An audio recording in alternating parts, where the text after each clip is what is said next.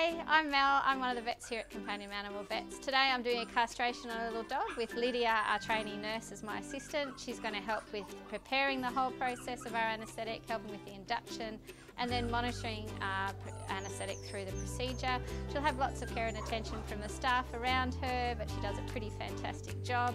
She'll then be involved in the aftercare, the recovery, and making sure our patients are comfortable after their procedure.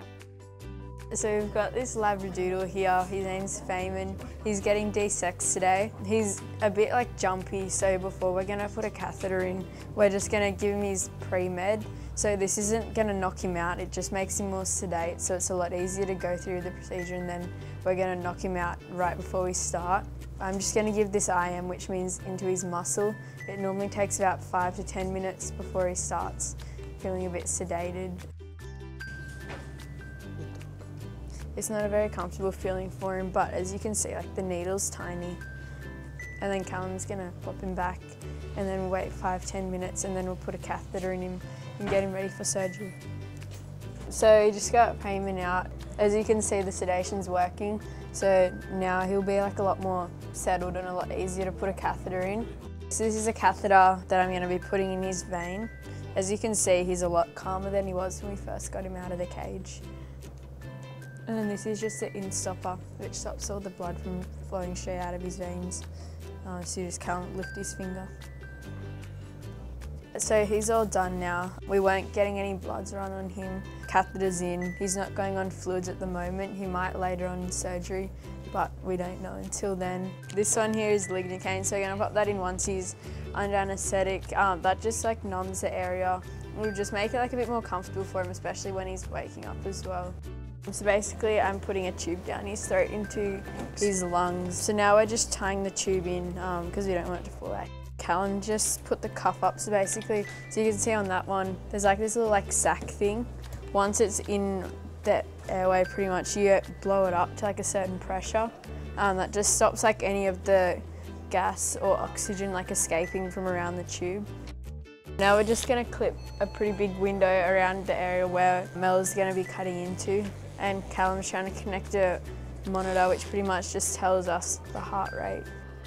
Now I'm just opening up the kit which Mel's going to use. We have to open it in like a specific way so that pretty much everything that's on the inside that Mel's going to be touching, I can't touch. So then all of that I haven't touched, so then Mel can touch it and it'll be completely sterile.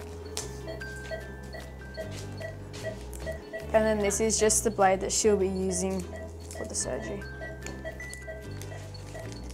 Do you want to do timeout? Thank you. So before we start a surgery, we do a timeout. Basically, it's a checklist of things that the surgery nurse and the vet go through just to make sure that everything's in order. So this is Feynman. He's getting castration, surgical site's prepared, and everything's sterile. Is the kit sterile? Yes, the kit is sterile, thank you. We're prepped and we have ligno. And we do have lidocaine. And we're all prepped? Yeah. We have like a checklist on our iPads.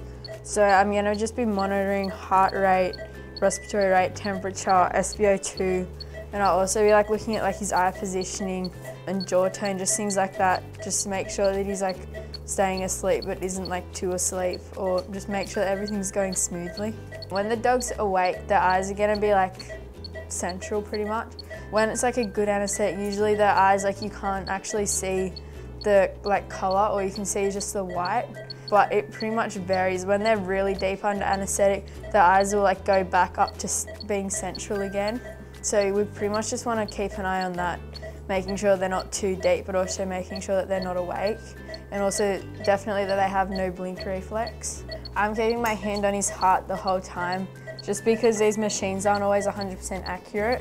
While they most likely are going to be accurate, we always just want to double check, so I'm just feeling for his heart rate. In like really big dogs, sometimes it's harder to feel for it, so you can use a stethoscope, but in this case I can feel his heartbeat.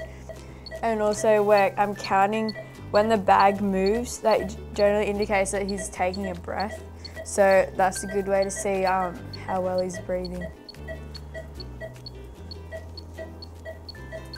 There's different layers of suture that you do. The last layer is a skin suture, so now she's closing the skin. And when that happens, it generally means that the procedure's nearly over, unless of course she has to do other things, but in this case it's nearly finished. So we pretty much just start turning down the isoflurane. So that means that he'll like wake up a bit faster, so making the anaesthetic more light.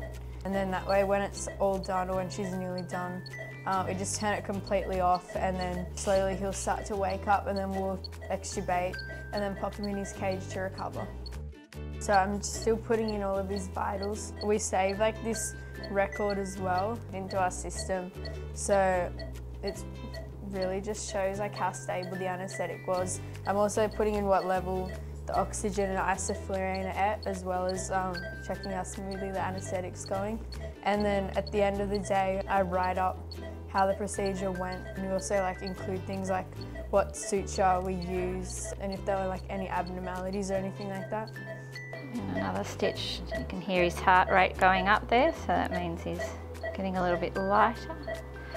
But we don't want him getting too light before we're finished, obviously. We don't want him feeling any of this, so you can turn him off now, that's fine. Thank you. Now I'm just flushing oxygen through this whole system, so it's just going to get rid of all the isoflurane. Otherwise he's still going to be like breathing isoflurane in, even though it's been turned off, at least for like a minute or so afterwards. So I'm just flushing that all through, and then generally before we wake them up, we just give them a couple extra breaths of oxygen. Do you know the other reason why we empty out all the isoflurane and give him the oxygen? No. It's so for safety for the humans in the world in this practice, is they'll still breathe out some isoflurane, so when we disattach him from the machine, we don't want him breathing out as much isoflurane into the air, so we don't breathe it. So not only are we clearing it out of his lungs, we're also making sure it's safe for us.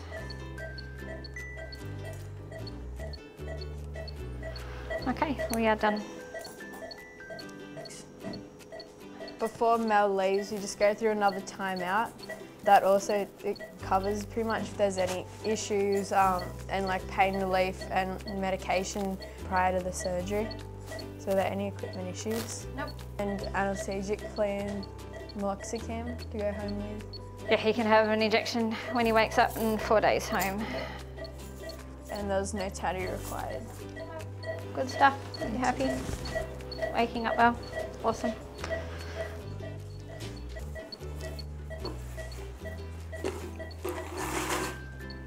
So as you can see, he's still like not conscious yet. However, his heart rate is starting to increase, which does mean that he will be waking up.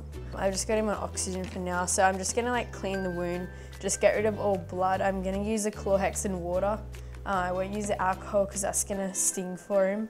And then I'll have him back in his cage with a nice like warm heat disc, and then he can recover in there. And then once he's about to stand up, then we'll give him an injection of pain relief, and then he'll go home with some pain relief as well.